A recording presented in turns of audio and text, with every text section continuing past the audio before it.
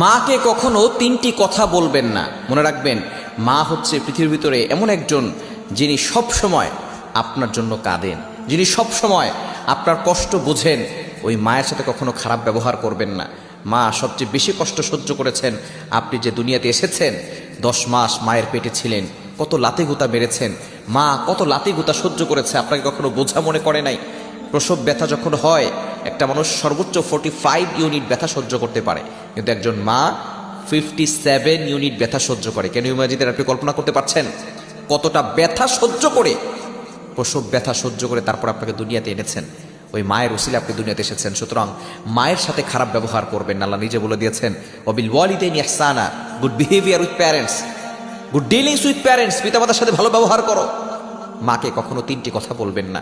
Number 1, 1 number হচ্ছে, মা যদি কোনো কিছু বলে আপনি বলবেন না তুমি কিছুই জানো না। যেই মা আপনাকে শিক্ষা